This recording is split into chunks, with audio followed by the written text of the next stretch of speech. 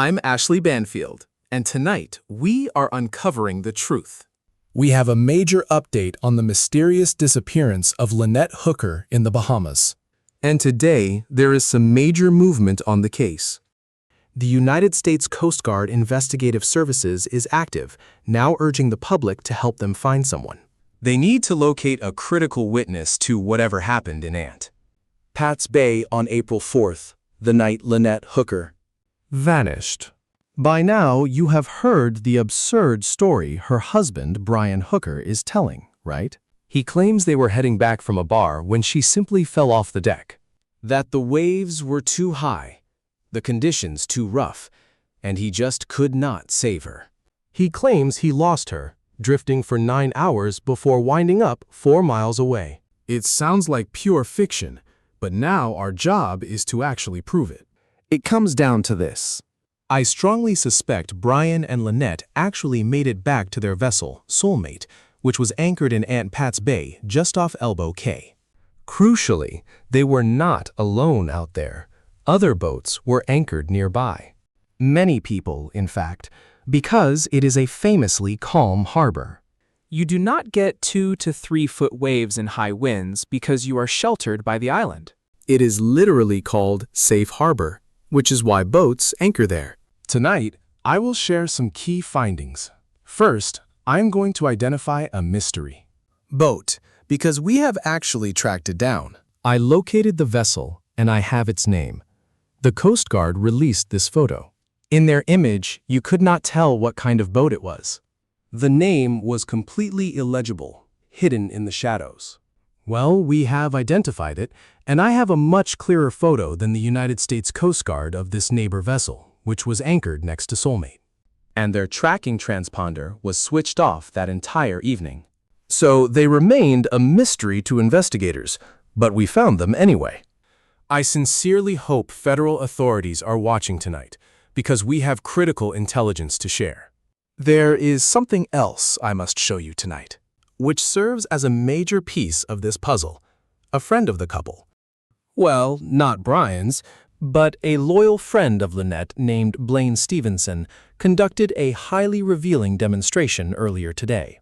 He stepped into a dinghy almost identical to the boat the Hookers used that night. Facing a 20-knot headwind and armed with just one oar. A single paddle. He conducted this real-time test to see if he could easily paddle back to his vessel alone, and it only took him less than 90 seconds. And you are about to see that footage yourself. You will see exactly what a 20-knot wind looks like, while Brian Hooker claims he simply could not reach his wife. Blaming the waves and the rough currents. But there are absolutely no currents in that bay. I have consulted numerous locals about the White Sound Channel and the bone fishing. Flats directly on the side of the channel that are literally ankle deep. Listen, there are no currents in there, so please stop telling this lie. It is insulting. You easily could have paddled toward your wife as she drifted away into the dark. The whole excuse is absurd. There were only a few hundred yards from shore. It is incredibly shallow there, and your vessel was actually only 1,000 meters away. Yards, exactly 1,000 yards away.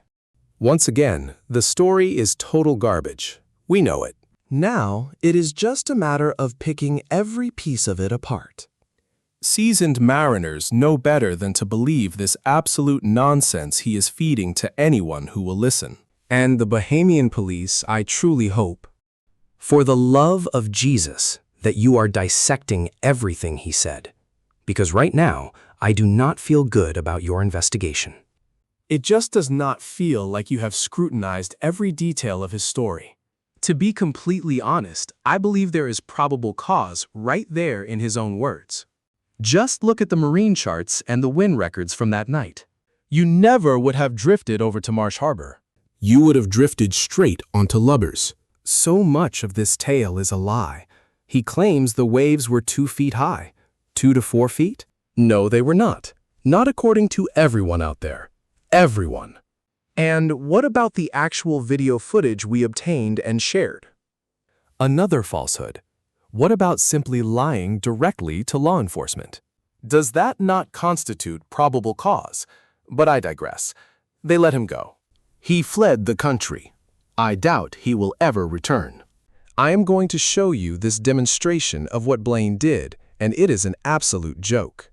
Just watch as Blaine paddles away, making his way directly back to his boat with no trouble, against 20-knot winds. Think about the waves a 20-knot wind kicks up in an anchorage, because that is exactly where they were. And then there is this. The Coast Guard handpicks a news outlet and releases this blurry, low-quality photo, basically asking CBS if they can broadcast this image. We are searching for whoever owns this boat. Yet they claim they cannot identify the boat's make, saying it is just too blurry. They supposedly cannot read the name on the hull, leaving it a complete mystery. Well, thanks for tuning in here, instead of CBS, because we actually tracked down the boat, and we have a much clearer picture. And I can tell you, thanks to a very helpful man named Alvaro who enhanced this photo for us, we can reveal that the vessel is actually named Azura, spelled Azzurra. But why are they actively looking for them? That is the real question. Why hunt for this specific vessel? No, it is not because they were directly involved. It is because several highly suspicious things occurred on the night of April 4th. Incredibly shady, and I suspect a lot of suspicious activity went down aboard Soulmate that night. Certainly not what Brian claims took place 1,000 yards to the north. While he was allegedly trying to pilot his dinghy from the Abaco Inn back to Soulmate with Lynette, and whoops, overboard she goes, and suddenly he is playing the heroic former Marine. By the way, I normally say once a Marine, always a Marine. But you, my friend Brian Hooker, are no Marine. You do not represent any of the core virtues of the United States Marine Corps. A highly trained Marine, and you could not even drop the anchor from your dinghy. No, it never crossed your mind? You could not jump into 5 foot deep water and rescue the wife you pretend to love? Thrown right out of your boat when the water was glassy. Yes, we checked. The water was perfectly calm. Perhaps a tiny ripple near White Sound Channel, but absolutely nothing like the chaos you described. So that is a complete lie. Claiming there were 2 to 4 foot waves that night is pure fiction, along with massive currents and heavy tides. Then you pretend you have no idea how the tides work. But I heard you. I actually heard you talking to Blaine. I heard your phone call where you claimed you did not really understand the local tides. Really? Because you suddenly seemed to understand flood tides and ebb tides at midnight. Yes, you accidentally slipped up with someone else, and we intercepted that message too. So you knew the tides. Yet the water was perfectly still, where you claimed holy hell broke loose. You know what? I want to ask the people on that other boat if they heard anything. Did anything seem off? And what about the emergency flares witnessed at 8 in the evening? Several witnesses saw a flare rise on a normal trajectory around 8 in the evening, which I find highly suspicious. Because when a bright flare shoots into the night sky, everyone notices it. It is like fireworks. It hangs in the air because it is designed for safety. It has to stay visible. So, it is incredibly strange that more people did not report seeing it. But the real mystery lies with the eyewitnesses who actually did. They were all gathered together, right? This entire group was together, and they all witnessed it.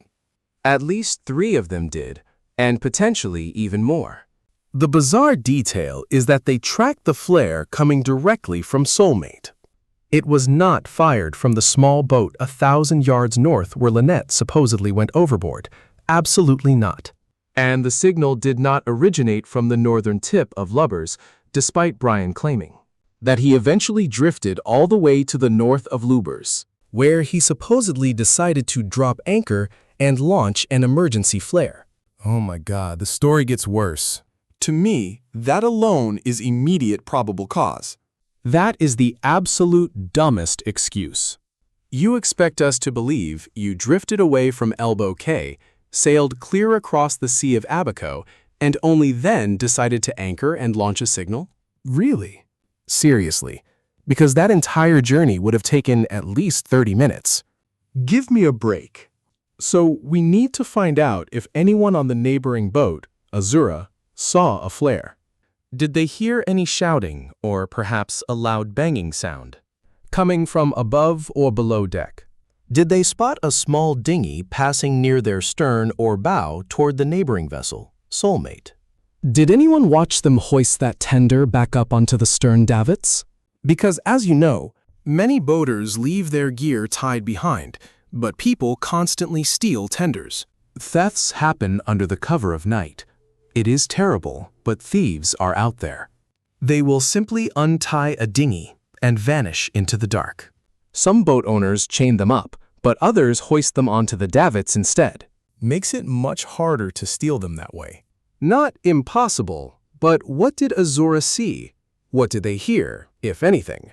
They might not know any of this story yet. But if you are watching and you belong to the sailing community, And for the love of God, I know so many of you have tracked this, because it is a true sailor story. and I know many of you have latched on to this case and are following it closely, Please do not forget to subscribe. Do me a favor and spread the word on the Coconut Network. please track down the owners of Azura. We really need to speak with them. We want them to know they are incredibly important cogs in this wheel right now. They might have critical information for this investigation.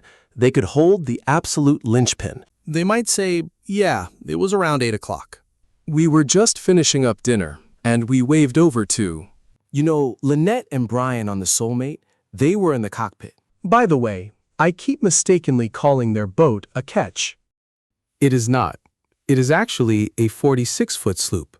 My apologies. It is a sloop. I finally figured it out. It is a sloop. Sloop, sloop, sloop. Sloop hulls usually curve up at both ends. But anyway, Did they notice any couple on board that sloop? say after 7:45 at night when there should have been nobody. On board that sloop, because all hell broke loose, according to Brian. By 7:45, they were 1,000 yards away from that vessel. They never made it there. She drifted out. Brian lost his paddle. He just could not do it. He could not make it. He could not save her. He threw a flotation cushion to her, but not even a life jacket. Yet there were 2 right in the boat. And then he drifted for 9 hours to Marsh Harbor. Did they witness that? There is so much crucial detail they could offer. Do they have security cameras? Because a lot of boaters do. Plenty of people keep security cameras on their vessels. You know what else some boaters have? And we suspect Brian and Lynette did too. Triggered lights. Motion sensor lights. Did their motion sensor lights trigger anytime after, say, 7:45? 7:41? 8 o'clock? Midnight? Did they look out and think, what the hell? Our bow lights are flashing, which is normally a reason to climb out of bed and check if someone is stealing your dinghy off the davits. Or whatever else is on your boat, right? Or coming for you. Because yes, that actually happens. So they could provide a massive windfall of information. And by the way, if you know this boat, The Azura, spelled Azura. or if you happen to know the folks on board, email dropdeadseriousinfo@gmail.com. Tell them we need to reach them because they might hold vital clues to a serious investigation, potentially even a murder. Again, dropdeadseriousinfo@gmail.com. Just write it down. Hand it over to them and say, hey, the Americans are hunting for you. You might know something critical. It takes a village, guys, and we are building one. Piece by piece, we are gathering incredible tips and crucial information from you. I have met so many amazing people on this journey, and I want to thank everyone. I won't name names because many of you need to stay anonymous, and I respect that. But honestly, you know who you are, and you have been vital in helping us piece together the clues we have uncovered. By the way, we have already handed those leads over to United States Coast Guard Investigative Services, mostly because We really are not sure what the Bahamian authorities are doing. It is hard to tell. It is strange, and many things I expected to happen simply have not. For instance, I watched that guy, Brian Hooker, walk out of jail after 5 days of lockup. detainee, and he was still carrying his watch. Why did they not confiscate that watch? We have got an active missing person investigation and a highly suspicious story from a guy who smells incredibly fishy. Why didn't police hold on to his watch? That device is packed with tracking data and location history. He strolled right out of custody with it. The Bahamian police just handed it back. Basic Forensics 101, please. Do your job. Now, I want to show you what Blaine Stevenson has put together. Because it is completely eye-opening, and it clearly shows how absurd Brian Hooker's story really is. Remember, he claims under oath they were drinking all afternoon at Tahiti Beach. Before heading over to have 2 more drinks. 4:30 until about 7:30 at the Abaco Inn. And the Abaco Inn refuses to release security footage too. So we cannot verify their exit time, or if they were arguing before leaving. Local police apparently ordered the Abaco Inn not to release the tape. But why? What are they hiding? Anyway, moving on. Supposedly, they had 2 rum and cokes each while at the Abaco Inn. Just 2 drinks, following a whole day of heavy drinking at Tahiti Beach.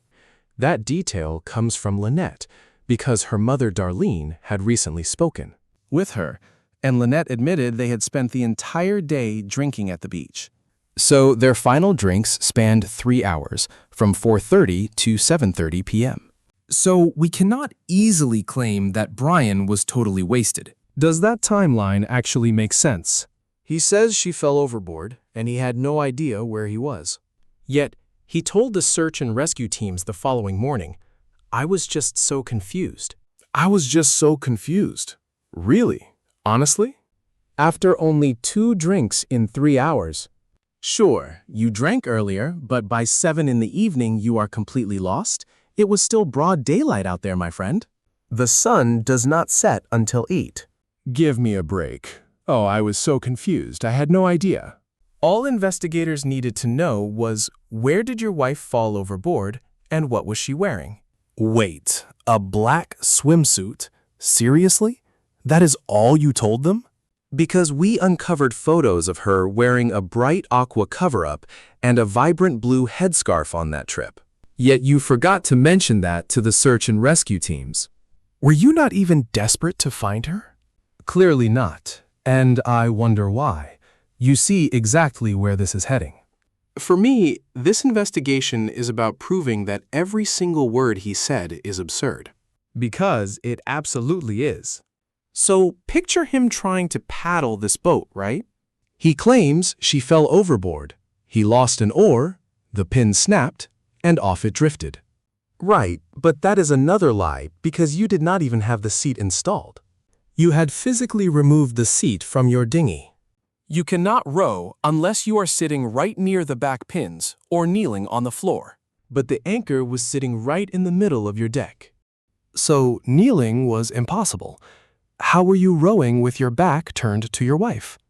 Spare me. Any casual boater can connect these dots. You do not need to be a seasoned captain to see it. It is clear he thinks we are all completely stupid. Absolutely brainless. And once again, yeah, sure. He claims he could not reach her. Former Marine? Yeah, right. Honestly, you are just a total fraud. Even if you are not guilty, you are a massive liar. So, Let me show you what it actually looks like to paddle against 20-knot winds and the choppy waves whipped up in the lee of Elbow Cay, which is a known anchorage. That is exactly why vessels anchor there. It is calm in the lee. And his story says they were only 150 feet out. Actually, let us say yards, 150 yards offshore, according to his claim. That is exactly what he told rescuers. 150 yards from the beach. That should be an easy swim, right? But no, you could not manage that? The water might have been hip deep, because that entire area is incredibly shallow. But no, you could not figure that out either? Why not just jump out? Why would Lynette not simply stand up? You spun a quick alibi in a panic and completely ignored the physical reality of the harbor. Because the devil, my friend, always hides in the details. Devil is in the details. You should have checked the depth. Now, I want to introduce Blaine Stevenson, who did something absolutely incredible for us. Blaine, thank you. I am so grateful you put this together. This man has spent every single day analyzing different scenarios. Separating possibilities and sorting fact from fiction. Blaine has been an immense help to this investigation. And you should check out his YouTube channel called Sailing Camel. This physical demonstration features Blaine. Let us look at the boat specs. Brian and Lynette used an 8-foot dinghy. Blaine rows a 10-foot craft, but Brian and Lynette had a rigid, non-inflatable boat. Actually, Blaine has a rigid plastic dinghy as well, not an inflatable. This boat weighs 220 pounds. We do not know the exact weight of Brian and Lynette's boat, but search and rescue crews towing it reported that the wind the following day, out in the open sea of Abaco, was so strong they feared the plastic vessel would literally be launched into the air. So Blaine's setup is actually quite similar to Brian and Lynette's dinghy. This means the demonstration is a highly accurate comparison for our investigation. Even though Blaine is in a different location than Elbow Cay, still, water is water. Wind is wind. Waves are waves. So, let us look at Blaine's practical test to see exactly how hard it really is to paddle against these elements to reach a spouse. Now, let us examine what is actually in your cosmetics. We obsess over the food we eat and the clean water we drink, and how we protect our families. Yet we cover our skin with cosmetics full of unpronounceable chemical compounds. Remember, your skin is your body's largest organ. Whatever you apply gets absorbed directly. That is precisely why I choose Tubbs & Company. Here is the key. Their organic liquid foundation and face primer do not just mask your skin, they actively nourish it. Ordinary makeup demands constant touch-ups and leaves your skin feeling heavy and severely clogged, but this formula feels completely weightless. Does not cake, and actually lasts all day long. If you are tired of absorbing toxic mystery chemicals, you finally have a choice. Streamline your daily routine and feel truly confident about what goes on your face. Go to toopsandco.com/Banfield. They are offering our listeners 25% off your initial order with the code Banfield. That's Tubbs & Co. To spell it out, toupsandco.com/Banfield.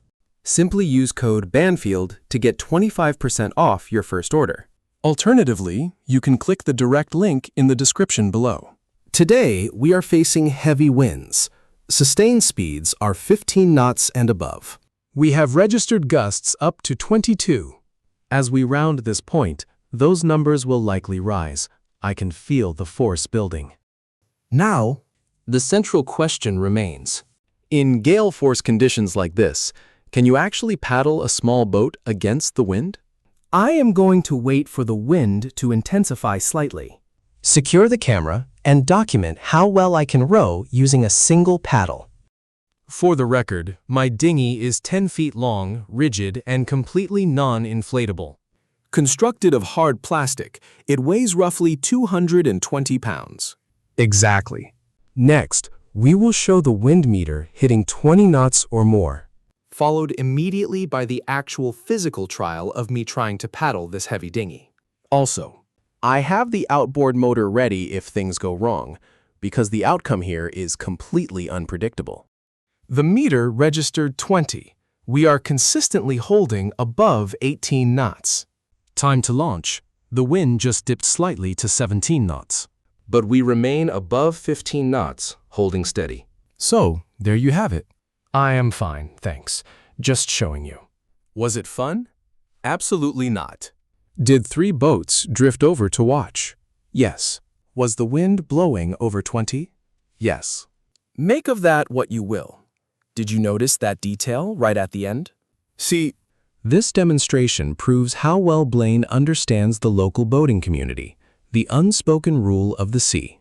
If you show any sign of distress out there, And this has held true for my 50 years of experience on the water. If you are struggling and trying to paddle, other boaters will immediately come to help. wherever they are, they will unfasten their dinghy, cast off, and head straight in your direction. Are you in trouble? Do you need a hand? If they are passing, they will change course, halt their journey, and pull up alongside. Nobody just cruises past. It is an unwritten rule. And sure enough, it happened. 3 separate vessels tried assisting Blaine when he paddled for only a minute and a half. I did not clock it exactly, but it was definitely under 2 minutes. 3 separate witnesses rushed to offer help. So, think about Brian Hooker's claim that Lynette fell off near White Sound Channel. Boats were everywhere. And it was still daylight. Leaving the Abaco Inn at 7:30 p.m. is the absolute latest point on our timeline. It might have been earlier. Say you depart the Abaco Inn at 7:30 with That small boat traveling at only 4 miles per hour. You would reach the boat named Soulmate in roughly 12 minutes. You would arrive at the White Sound Channel turnaround in just 4 to 6 minutes. Understand? There are residential homes lining the shore and boats moored the entire way. Traffic is constant, with vessels moving north and south all along the coast of Elbow Cay. An emergency like that simply does not happen out there without witnesses. Dozens of other vessels were anchored immediately to your south. And we are talking only 500 yards away at most. Somebody is bound to help you. Unless of course. Unless the events did not happen the way you claim, Brian Hooker. Because I do not believe a single word of your story. Not one word. Absolutely none of it adds up. I have suspected this from the start, long before gathering all this evidence. Just look at the sheer amount of research and evidence I have compiled to expose this absolute lie you decided to tell. So many credible sources have come forward to tell me. Hard facts that expose your fiction. It is honestly staggering. By now, it is past any reasonable doubt. Far past. So I will say it once more. Brian Hooker, TikTok. People are starting to look for you. I have no idea what the Bahamian authorities are planning, but a crowd is coming.